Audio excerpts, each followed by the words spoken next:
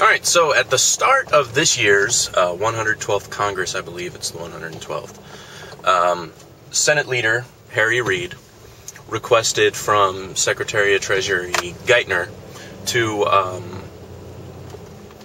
one, estimate when we would reach the ceiling, what was previously the legal limit of our national debt, at which date would we hit that, as well as what would be the consequences should that debt not be increased. And link below, there's a couple of links. The first link that I have down here in the description bar is the basic blog from the Department of Treasury's website, and the second one is a PDF. So if you have Adobe Reader, you can get on Adobe Reader and maybe navigate it a little bit easier or print it out nice. Here's the thing about that. It's a very interesting letter, and there's a lot that can be learned from it. And basically,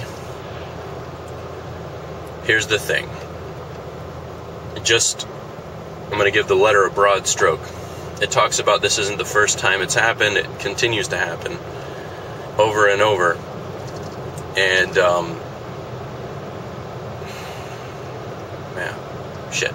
Let's take a quick look at a balance sheet of the federal government's general fund, and then get a little bit of a visual explanation of what's going on, and then we'll talk about the consequences. Enjoy.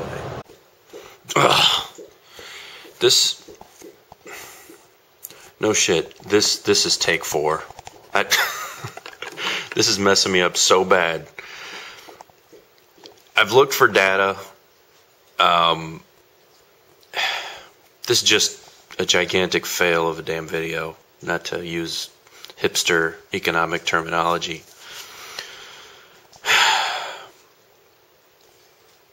It's mind-boggling.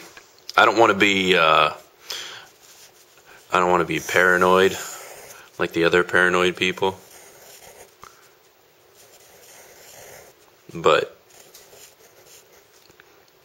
there's only one explanation for there being so much data out there. There's a big gigantic paranoid conspiracy. Oh, holy crap. Did you know that in 2004 we had a budget deficit of over 530 billion? It was more than 530 billion in the hole. Last time we had a balanced budget was sakes alive, Clinton, like around the year 2000. Ooh, bitch ain't wanting to focus here. I ain't going for take 5. We're going to talk about this. In a nutshell, any budget just like at your house. You got the money coming in and the money going out. And I don't know about in your house, but in my house we try to match these up. And just like in your house and my house, if you spend a year going over and beyond it, then the next year you have to take it away from over here. And say if you go above it the year after that, well, guess what? Next year it comes off of there again. Until you get to the point where the government services that are offered versus your personal independence becomes like 100%. I mean, if it goes too far out of control. So, I mean, this junk needs to be balanced ASAP. I don't know. Here's the outro. Sorry about this fail-ass video. Oh. We'll see y'all soon. Well, no, we got something special going on for tomorrow, so we're going to be taking a little break from this economic stuff and be doing gun shit for a couple of days here. So that should be cool. Alright, man. See y'all later.